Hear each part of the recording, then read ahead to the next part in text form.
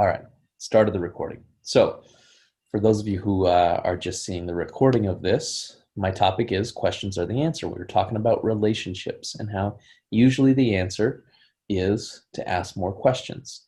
And so I posed the question, if somebody came to you and said, I have money to put to work, and I'm wondering if you could help me do that, what would be the best thing that you could say to them? And Lorenz, I think you were coming out. You were going to answer. Well, I mean, I don't know. I would ask, how much are you willing to work to put in the effort to get to the point to where your money is working for you, because it comes down to action. So I don't want to do any work. I just have money that I want to get a better return on. Okay, let's think of some strategies and ways we can invest our money through various different ways to see how it plays out. But it's still going to put a lot of effort on your end to get to that point. Oh, I don't really want to put together effort. I mean, I have a great career already. I just want to put my money to work. Is that something that you can do for me? Well, depending on, well, see, yeah, I mean, it is something that I can do for you in regards to many different ways, but I personally am not knowledgeable this is a personal thing. I'm just personally not knowledgeable in doing that. The way I invest money is through various different companies, through real estate projects and ventures. Hi, how you doing? And some of that doesn't really require a lot of work, but it does require a little bit of tenacity and drive to get those things done. But once you're done, then you're not working anymore, and it's more on more of an automated stream. So in the beginning, the ways that I invest my money require a little bit of work, but in the back end, you don't work as much and you still continue to make a revenue. And if that's something you're interested, we can go from there.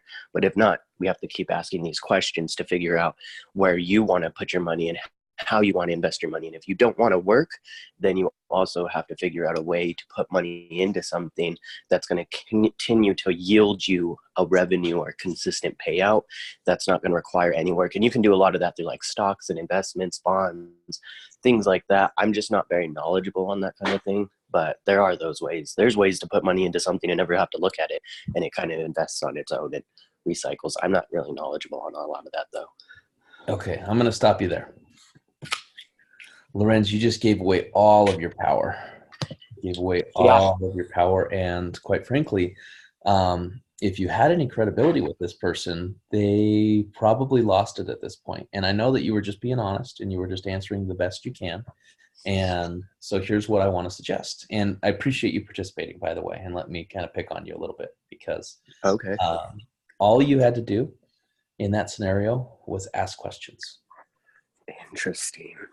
So if you would have just asked more questions, if you would have said, well, tell me about how much money you want to put to work. Okay, great. What type of return are you hoping to get?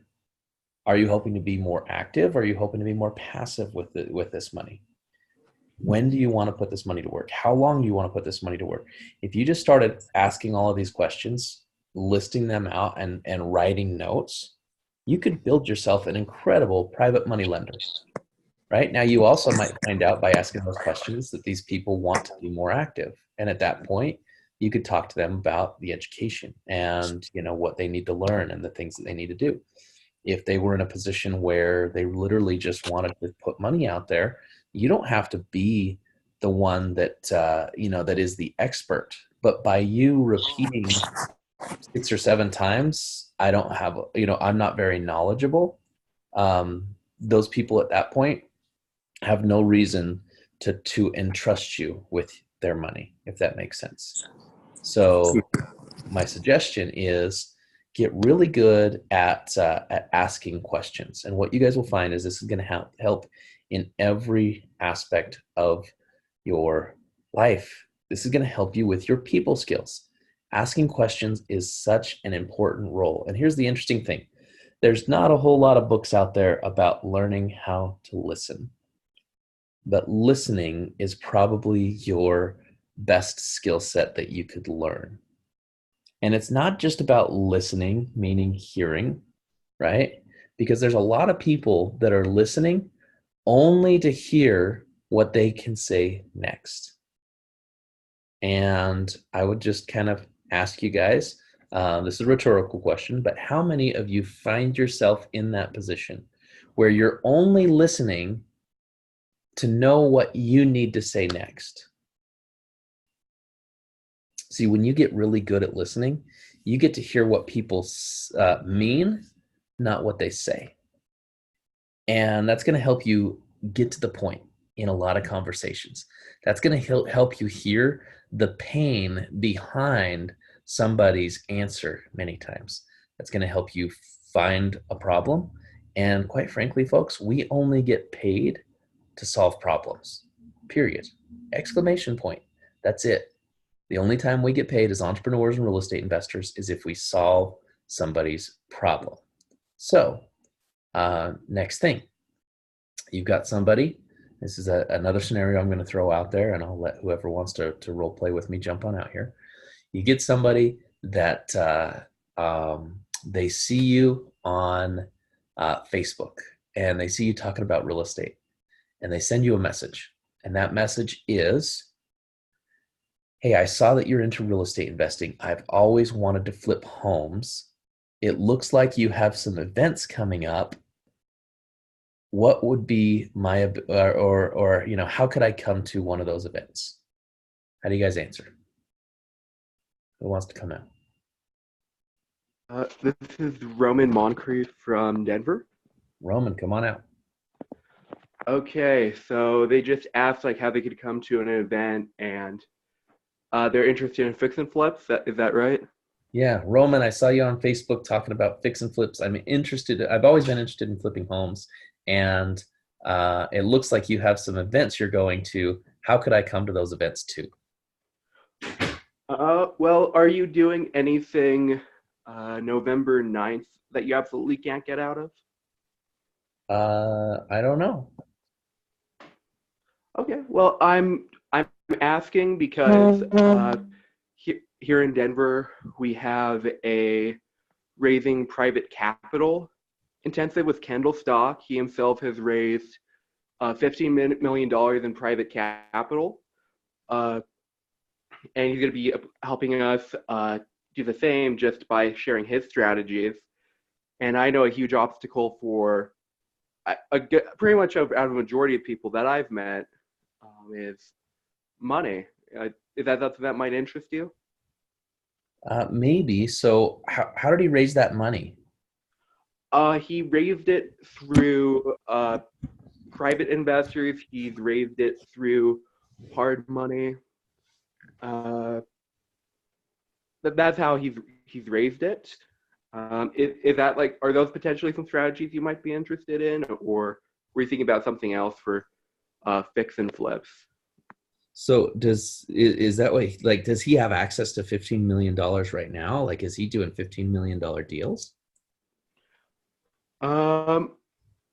He isn't doing $15 million deals. He's getting, so that $15 million he himself doesn't have, but he acquired through other investors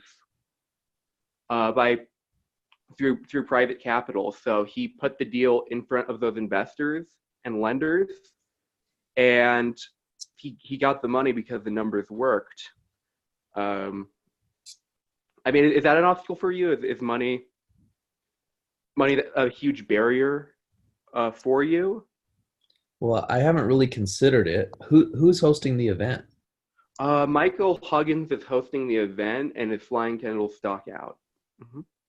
Okay, gotcha. So is this like a group that you're with? Yes, it is a group that I'm a part of, and I've been a part of for about a year. We meet weekly. Have you ever considered getting involved, with a group? You know, I've looked at a lot of stuff that's out there. What's your group's name?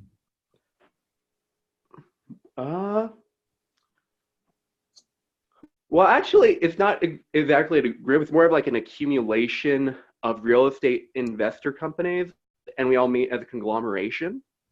So just by giving it a name wouldn't provide proper context to really what we do.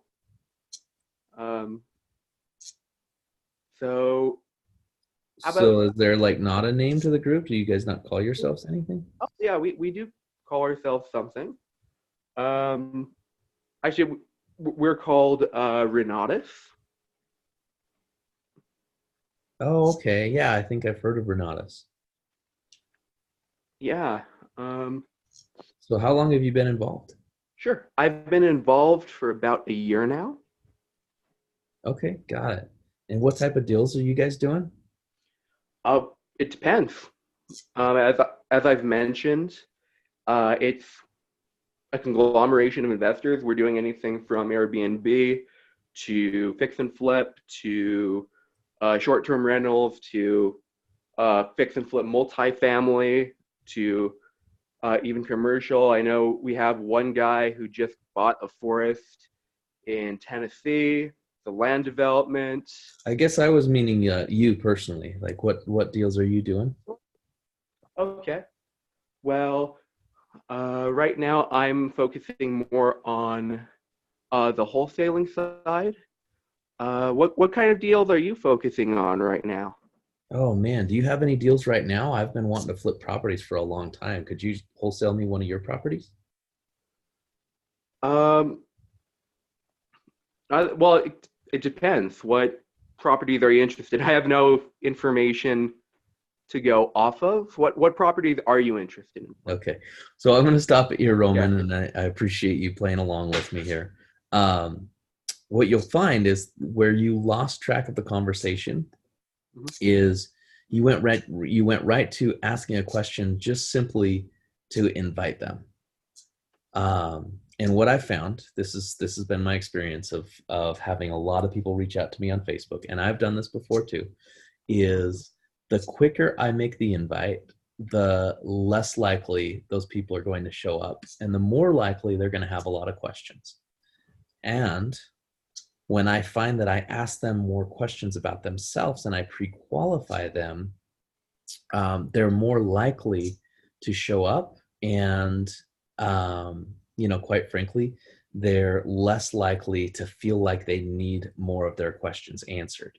So where you kind of lost track of the call is you kept answering questions, and then what I'll kind of warn you of is once you get in that habit of asking questions and it feels like you can't give someone a straight answer, Mm-hmm. all of the trust goes out the window. So at that point, they're kind of confused and they're kind of wondering why this person was answering questions and now is not wanting to answer this question. So quite frankly, it all comes down to if you would have just simply asked questions, most likely you could have booked this person. And and I know this was a hypothetical situation, but I'm just throwing this out there, and this is a learning experience for everybody. You don't want to get in the habit of answering questions, and if you're going to answer a question, answer it with a question, right? So somebody says, hey, I noticed that you're into real estate. It looks like you're going to events. How can I come to one of those events too? And then you can say, oh, interesting. Which posts did you see? What interested you most about those posts? How long have you been thinking about flipping homes? Have you set aside any money to be able to flip those homes? And this goes on and on. What I've found for a rule for everybody is if I don't ask at least 3 questions to them before making any type of transition towards an invite, those people usually don't show up, and many times completely ghost, meaning they just stop answering altogether. It's the strangest thing. I mean, I will have people that have basically said, I've watched your post. I love what you're doing. I've wanted to be in real estate. I'm wondering if I can, if you can help me. I want to be like you when I grow up, basically. And then I say something to the effect of, oh, interesting. I have an event coming on, going on tonight. Can you make it out? People will just sometimes disappear, or they'll start with the excuses or whatever it is. And in this same light, when I have that the same type of aspect, somebody starts asking me and basically saying the same thing, and I say, well, interesting. What is it that has you interested in real estate? How long have you been interested in real estate? Why real estate and why now? Have you set aside any money to get involved in real estate? Have you participated in any, education? Have you started down this path at all? Have you bought any properties? I start asking these questions. Guess what? It better prepares me for the conversation with them. Meaning, if and when they do show up, I actually have some basis. I have some understanding. And then on top of that, they're more likely to show up simply from the fact that they believe that they are qualifying for my time. So I hope that was helpful. And Roman, thank you for participating. All right.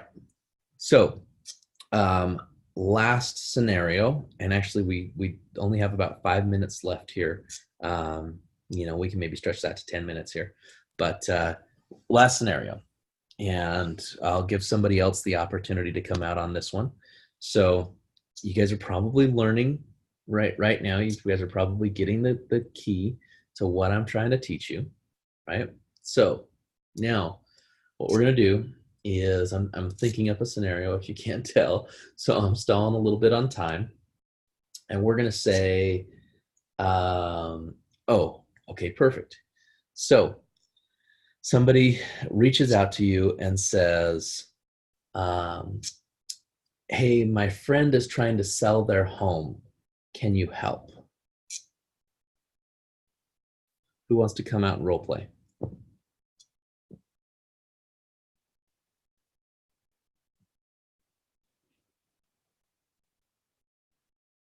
I will.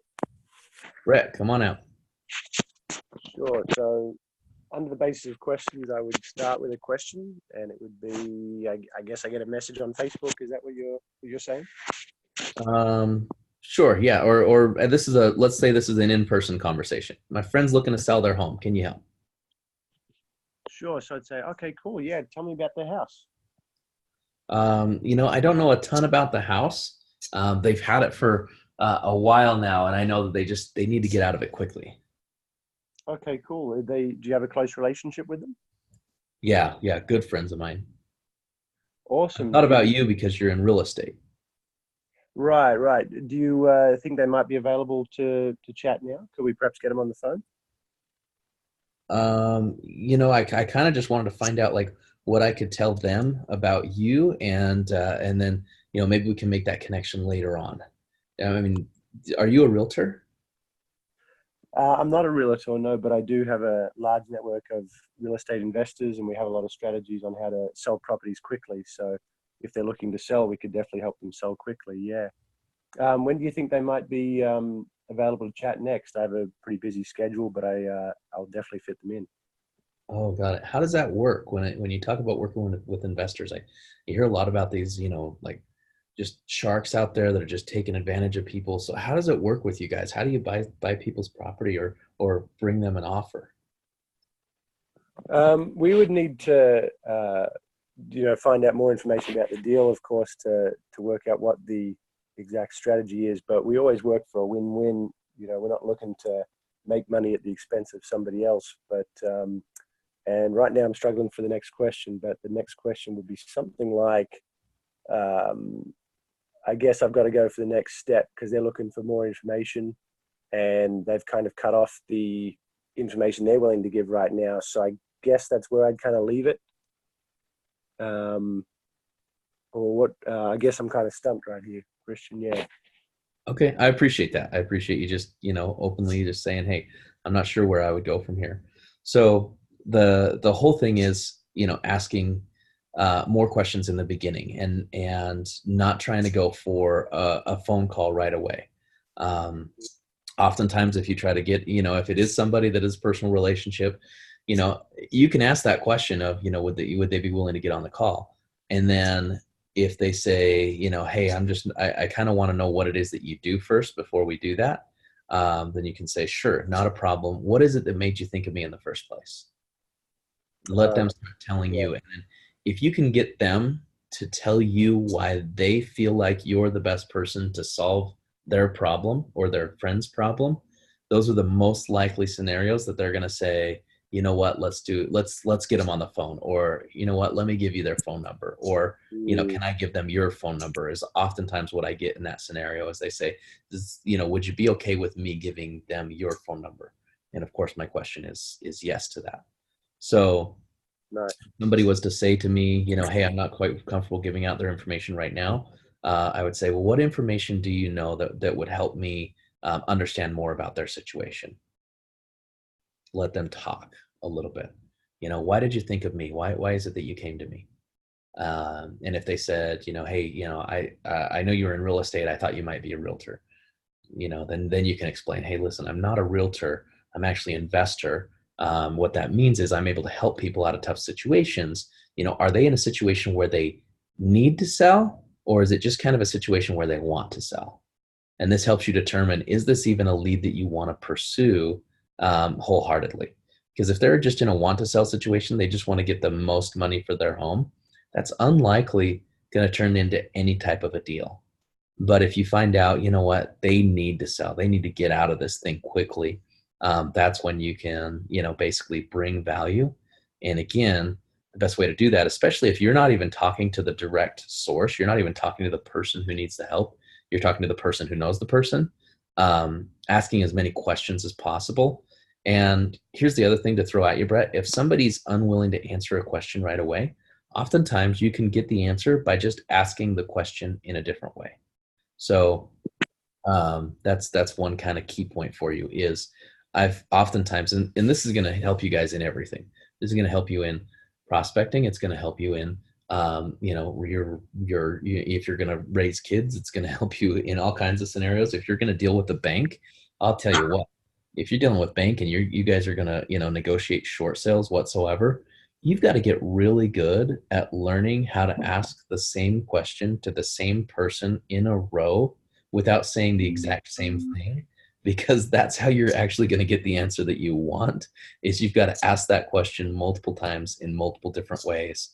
You know, so that's one of kind of the key points that I want to throw out there.